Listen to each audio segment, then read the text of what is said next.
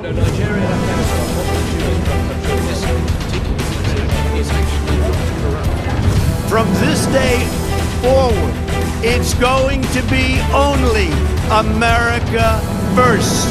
America first. I'm not going to demand any apology from anybody. What I am demanding is the return of assets. Tout le monde nous disait que c'était impossible. Everyone said it was impossible. Mais ils ne connaissaient pas la France. They didn't know France. While recent trends in human development offer some hope that things are getting better in Africa, the continent is still home to some of the world's least developed countries, with the top 3 countries in the world whose populations still live on less than $1 per day. Earlier in the week, the Center for Values and Leadership, CVL, organized its 15th annual lecture and international leadership symposium here in Lagos, where African leaders from various fields of life gathered to discuss leadership and performance in Africa, the challenge of the continent's economic competitiveness. On Global Arena this week, we'll bring you an excerpt from that event, which featured former Nigerian President Olusegun Obasanjo as guest speaker, as well as former Managing Director of the United Nations Industrial Development Organization, UNIDO, who's now a presidential hopeful in Sierra Leone, Kande Yumkela, as keynote speaker. I am Nifemi Oguntoye. Thanks for joining us. Saw it in Zimbabwe, where the election support network braved brutal repression to stand up for the principle that a person's vote is their sacred right. Now, make no mistake, history is on the side of these brave Africans, not with those who use coups or change constitutions to stay in power.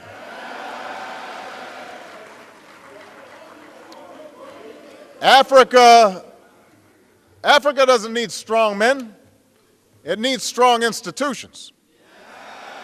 9 years after former U.S. President Barack Obama said what Africa needs is not strong men but strong institutions in his speech to the Ghanaian parliament, his position has been faltered by former Nigerian President Olusegun Obasanjo during the 15th CVL annual lecture and international leadership symposium in Lagos. Obama was the one who said what we need is strong institutions and not strong leaders. I disagree with him. We need both strong institutions and strong leaders. If you don't have strong leaders, they will not be able to establish strong institutions. And even if strong institutions are established and your leaders are weak, those strong institutions will be eroded. They will come.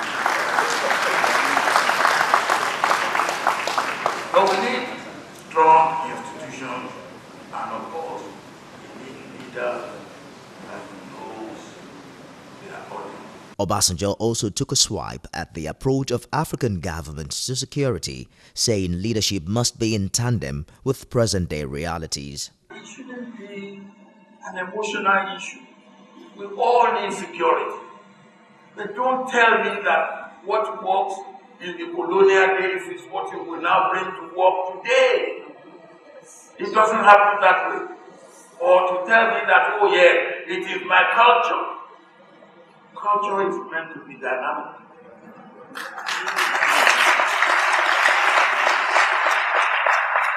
What is your culture?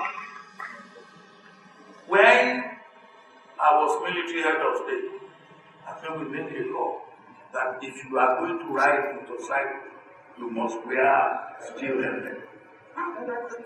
Sound to listen. When he saw that in peace, really, then got up and said, wearing steel helmet is not their culture. So I quickly called him. I feel really, riding motorcycle is not your culture. I think really, your culture of wearing turban, at that time you ride donkey. Now that you have to ride motorcycle, your culture had to move. You had to change. On the spot, keynote speaker at the event, a two-term former Director General, United Nations Industrial Development Organization, UNIDO, and Sierra Leone presidential hopeful, Kande Yumkela, says there's a linkage between the quality of governance and leadership in Africa, stating that African countries have failed because of what leaders fail to do or are incapable of doing. It is also true that we don't vet the leadership well. People come out to be presidents, parliamentarians, for whatever reason, ethnicity, cash, or something else, we put them in leadership. Some are plain incapable of doing what we need to do in the 21st century. And people tell me, even in my own country, that na common sense are too much book sense. Too much book sense in the 21st century that is going to the fourth industrial revolution, that is going to digitization and the Internet of Things. You better have leaders who understand these concepts in the 21st century. Dr. Kande Yumkela is best known for his post as United Nations Under-Secretary General and as Special Representative of the Secretary General for Sustainable Energy for All. In addition to serving as the Minister of Trade, Industry and State Enterprises in Sierra Leone, he has held academic positions at American universities and various key policy positions within UNIDO.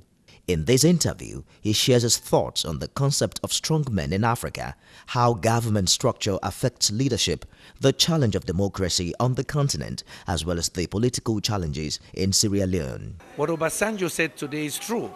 You need very strong institutions, but you also need strong men who can, in the sense not of being very powerful, power hungry, no, but in the sense of being bold enough to help those strong institutions function well.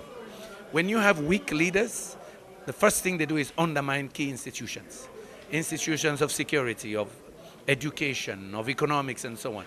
Because then they focus on their insecurity of building themselves up. So you need very strong, efficient, technocratic institutions. That's what I emphasized. That is what was typical of the developmental states. But remember, Lee Kuan Yew was not a weak leader. He was a good, visionary, strong leader as well. So you need both. Which one comes first? Because most African leaders we've seen come up as bright as you are. They even condemn leaders staying too long. But they get there and the narrative changes. The question really is, who changes the system? Who impacts on the structure? Is it the good leadership that comes first, or a change of the system, and who's going to make that happen? It's hard to sequence it.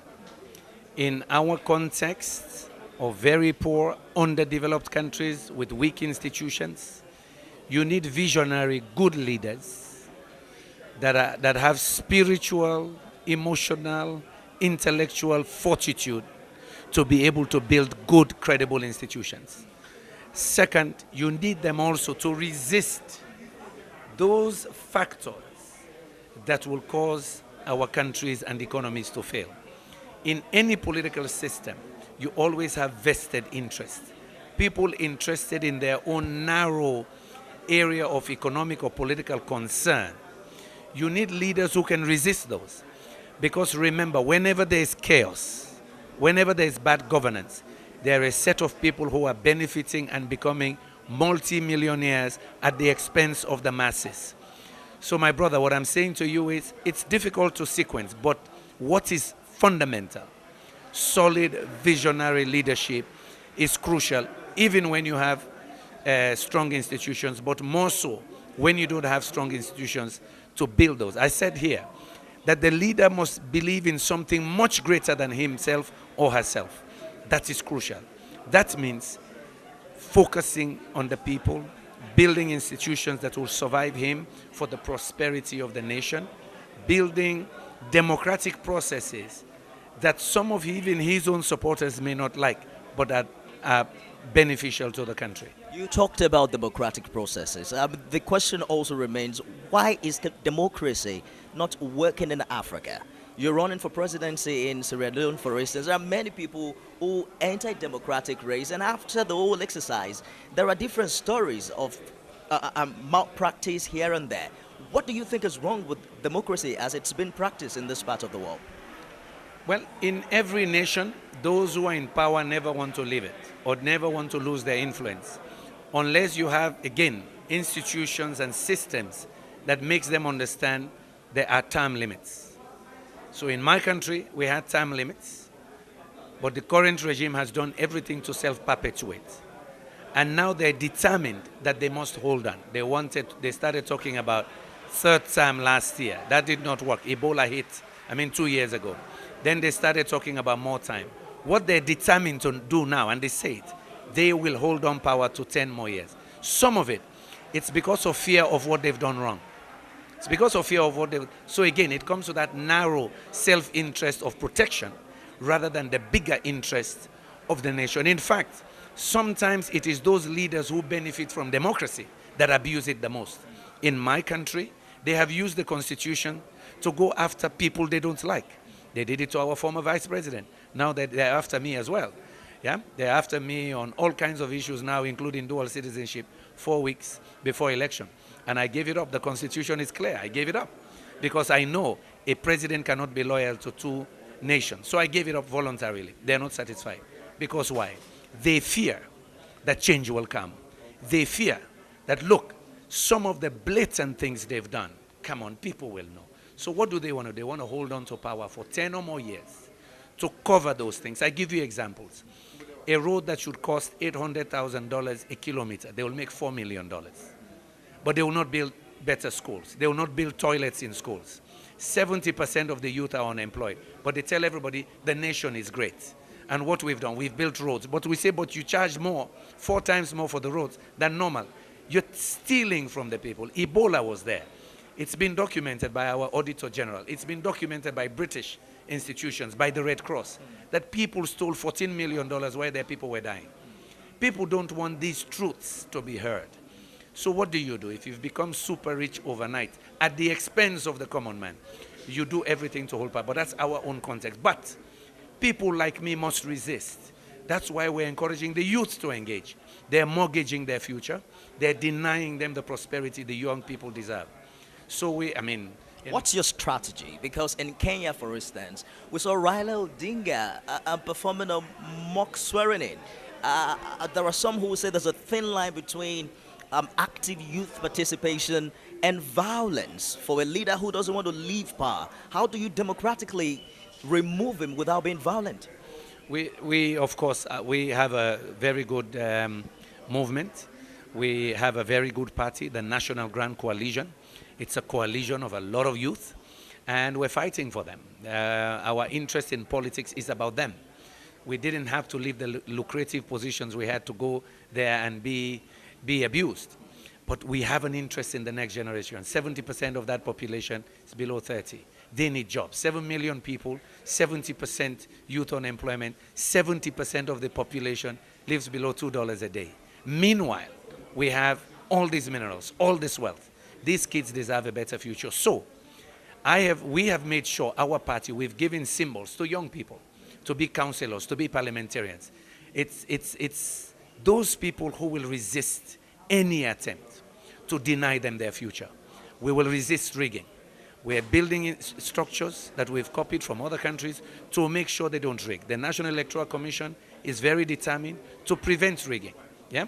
So we're doing what we can. The other tactics will develop, but what I have said to them, these people who want to manipulate our election should know people power works. It worked in North Africa.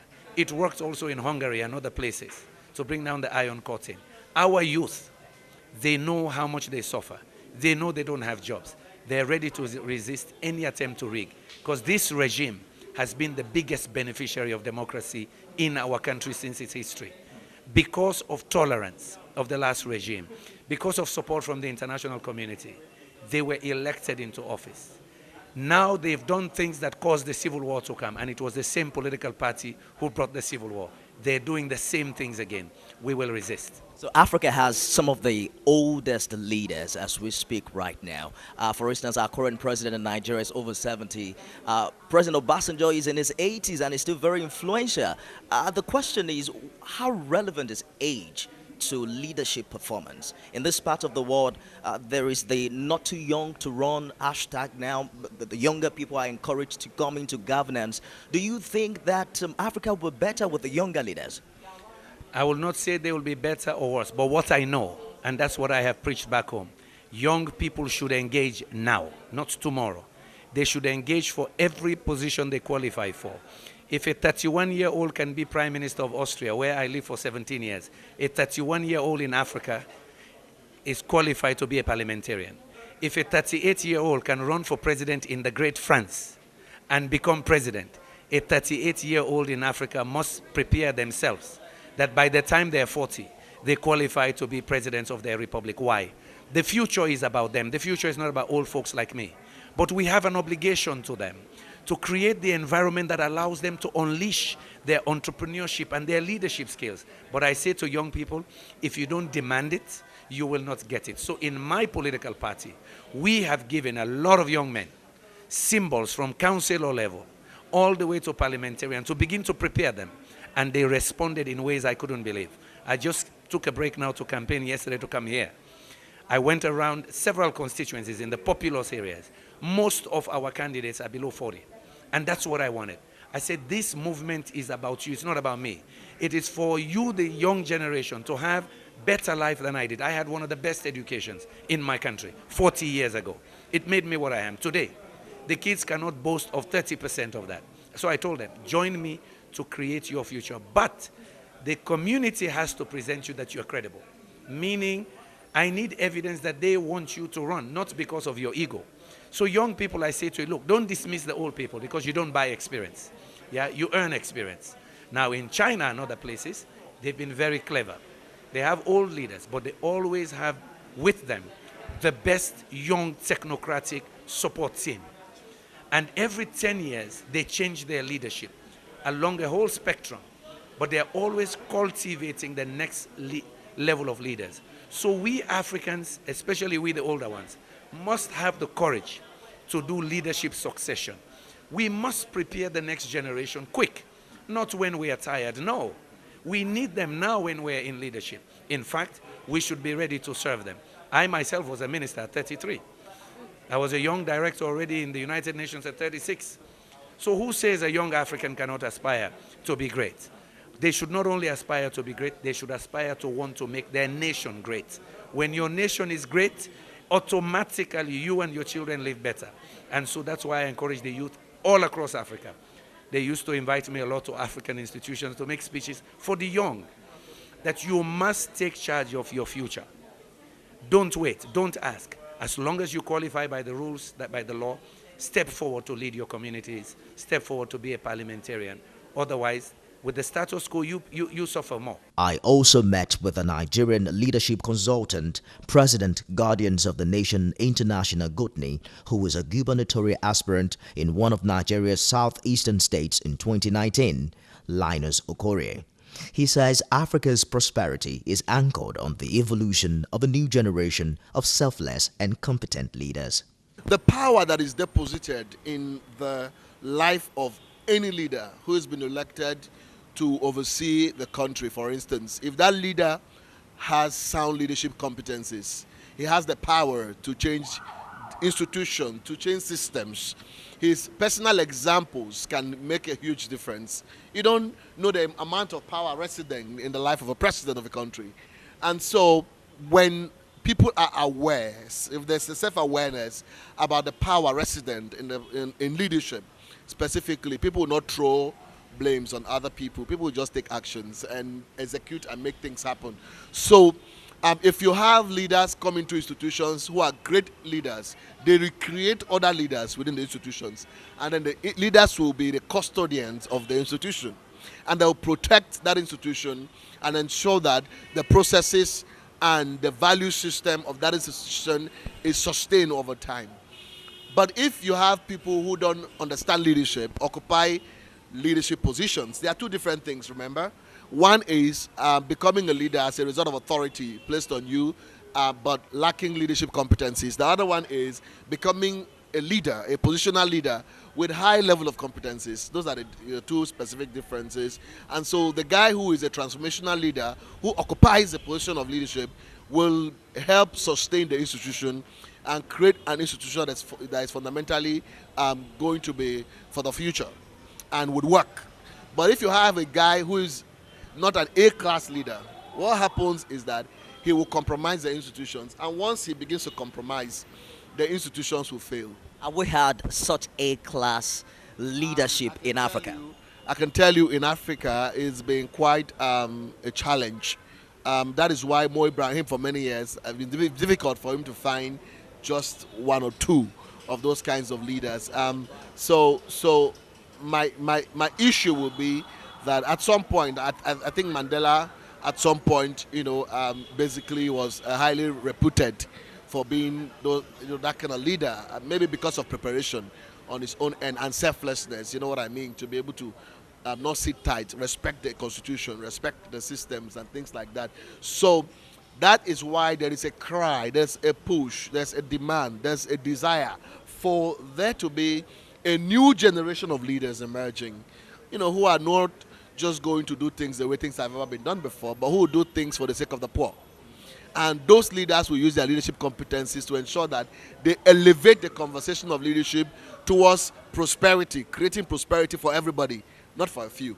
When we have the kind of leaders that are transformational, that are exemplary in everything, that will live by example, you will see the value system will change, because leaders usually, they are the conscience of society. So the quality of leader that you have can inspire new thinking, new values, new ideas, new ways of doing things.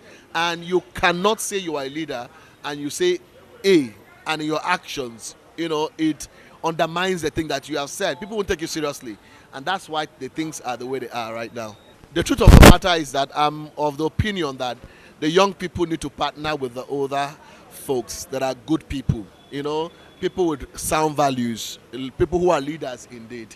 When you have those kinds of leaders with quality thinking emerge and partner with young people, they can make a difference. I mean, Not Young campaign is very good. I would encourage young people with core values, vision, integrity, honor, who have been able to distinguish themselves in whatever field they are in, standards in all ramification, to come and show example, to make a difference.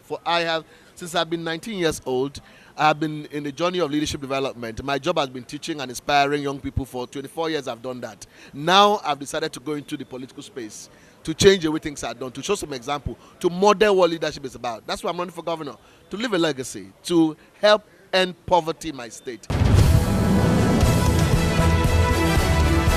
Everything they say rises and falls on leadership. No doubt, Africa required some quality leadership for the continent to rise above poverty and its many challenges. I'm hoping that you and I can provide leadership in everything we find our hands doing.